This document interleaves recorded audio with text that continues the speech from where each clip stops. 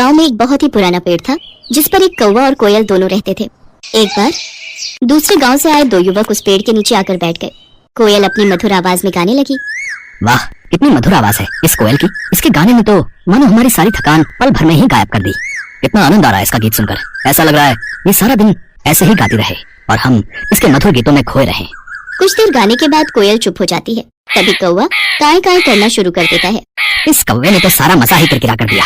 कौवे की कर्कश आवाज सुनकर उन दोनों राहगीरों ने पेड़ पर पत्थर मारना शुरू कर दिया। कौवा डर कर वहाँ से भाग गया। कुछ देर बाद जब वो दोनों वहाँ से चले गए तब कौवा आकर उस पेड़ पर वापस बैठ गया। कौवा रोते हुए कोयल से कहने लगा, भगवान ने मेरे साथ बड़ा ही अन्याय किया है। ऐसा क्यों कहते हो? तुम्हारे साथ कौन सा अन्याय हुआ है?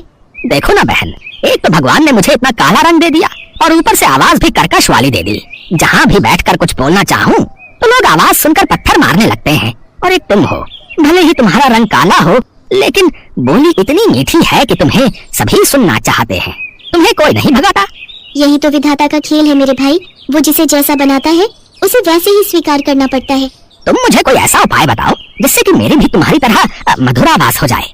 ये तो कोई नहीं कर सकता कि तुम्हें कोयल बना दे, सिवाय उस शिवजी भगवान के। विधि विधान को बदलने की क्षमता तो केवल शिवजी के ही पास है। एक वही है जो ब्रह्मा जी के लेख में परिवर्तन कर सकते हैं। अगर तुम कैलाश जाकर शिवजी से प्रार्थना करो तो वो तुम्हारी सहायता जरूर करेंगे। कौवा वहाँ से उड़कर 2 दिन का सफर तय करके कैलाश शिवजी के पास पहुँच जाता है। प्रणाम प्रभु। कागराज, आज कैलाश किस कारण आना हुआ? इसके बाद कौवे ने अपनी सारी व्यथा शिवजी को सुना दी। उसकी कहानी सुनने के बाद शिवजी बोले, हे कागराज, तुम इतने दुखी ना हो। तुम जैसा चाहते हो मैं तुम्हें वैसा बना दूंगा, किंतु मैं चाहता हूँ कि कोयल बनने से पहले तुम एक बार कोयल से जाकर पूछ लो कि वो कितनी सुखी है। शिवजी की बात सुनकर कौवा कोयल के पास जा पहुंचा और उसको अपनी और शिवजी के बीच हुई सारी बात बता दी। फिर कोयल उससे कहने लगी, भैया, मेरी आवाज भले ही मीठी है पर रंग काला है। अंधेरे में मैं दिखाई नहीं देती। मुझसे अच्छी जिंदगी तो हंस की है जो कितना सफेद है। सभी देखना चाहते हैं उसे। सारा दिन सरोवर में रहता है, कितना सुंदर लगता है। हर कोई उसे देखना चाहता है। कोयल की बातें सुनकर कौवे का मन बदल गया और वो फिर शिवजी के पास पहुंचा।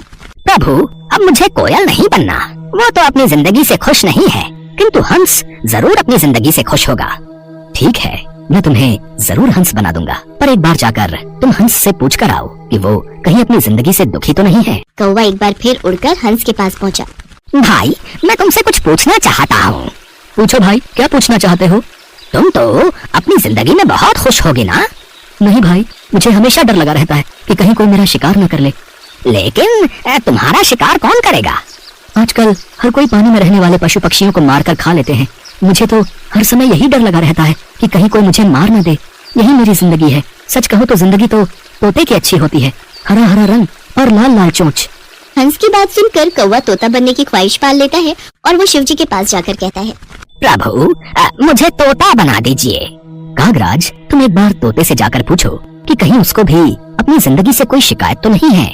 उसके बाद कौवा तोते के पास चला जाता है और उससे पूछता है, दोस्त, तुम तो अपनी जिंदगी में बहुत खुश होगे। तुम्हें कोई शिकायत नहीं होगी। तुम अपनी इस चोंच से स्वादिष्ट खाना खाते हो। हरा हरा सा खूबसूरत रंग है तुम्हारा। लाल लाल सुंदर सुंदर चोंच है तुम्हारी। देखने में कितने सुंदर हो। सब लोग तुम्हें मिट्ठू कहकर बुलाते हैं।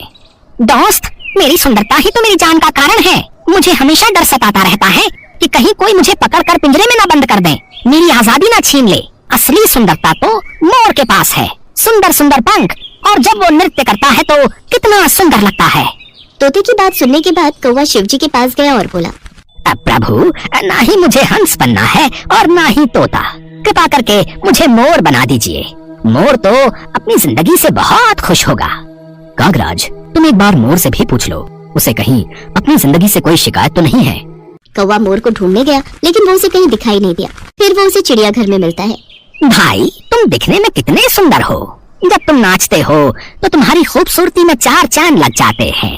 लोग तो तुम्हारे साथ फोटो खींचने में कितने खुश रहते हैं।